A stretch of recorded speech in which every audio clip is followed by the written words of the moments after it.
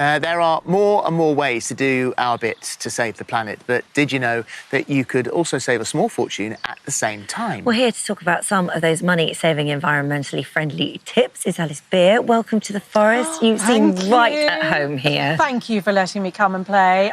Honestly, it's just gorgeous, and we all seem to be in a very happy place. Yeah. So I think let's just end the lease on the studio back in town and just stay here. I make you right. I bought my tent. So I'm not sure quite how friendly it's going to be in like November or January. We'll see. No.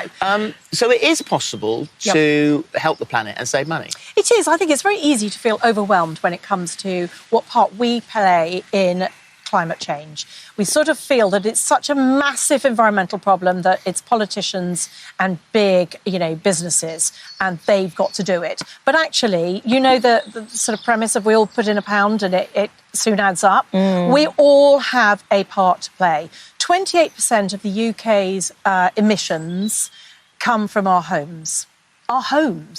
So that's where we've got to start looking. And this year, more than ever, when the price of wholesale gas has gone up, we're soon going to feel that in our energy bills. And some people have been put onto astronomical tariffs because their energy companies have shut down. So you have to use less energy in your homes. So if you want to be selfish about it, here's how to save some money. If you want to be environmentally friendly about it, here is how to help your planet.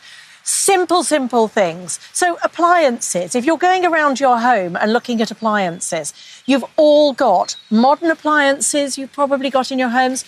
Do you use the eco-friendly mode? Do you use the energy-saving mode? I just did a straw poll. Not one person here was using their energy-saving mode, like on a washing machine, on a dishwasher. The eco mode will use less water and less heat. It will do a lower temperature. Most of the emissions within our homes are from heating water, the appliances that heat water.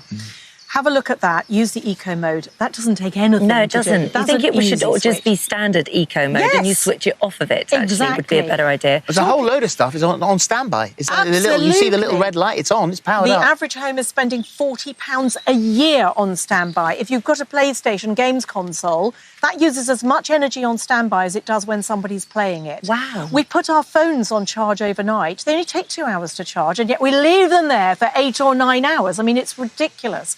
So please look at standby. Get a multi-way adapter that's got individual switches on it. That's a good idea. And then you can leave your set-top box turned on, but you can turn off everything else. I mean, there will be a day where we can walk out of our house and press a button and everything will go off. But we haven't got that yet. And some of the devices that are there are more expensive than they should be. So they're not sort of economical at the moment. What about heating? Yeah, heating is just such a no-brainer. I say this every single year. Turning down your heating by 1 degree could save you, 1 degree centigrade could save you £80 a year. You won't notice the difference. Yeah. I mean, obviously, there's a lot of attention being drawn to insulation at the moment. That involves an outlay, but you can save just by insulating your loft or your floors or getting cavity wall insulation. All of them are going to cost you hundreds to do, but within 2 or 3 years, you will get it back by hundreds of pounds off your heating bill. And that's what we want to achieve. So if this is the year you can afford, because you haven't been spending so much money, you can afford £200 to insulate your loft. Loft insulation, cavity insulation. Cavity wall insulation, floor insulation, all 3 things. And also look at the control of your heating, because if you haven't got the basics like the thermostat, the radiator valves,